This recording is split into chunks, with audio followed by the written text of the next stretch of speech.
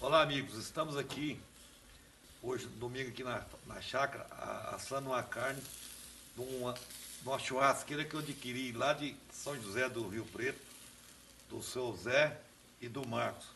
Essa é uma churrasqueira muito especial, inclusive começou a assar já já.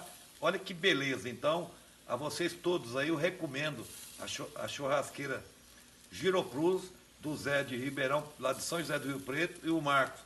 Muito boa, viu, Zé? Tá de parabéns o seu produto. Recomendo a todo o Brasil o seu produto, realmente é nota 10.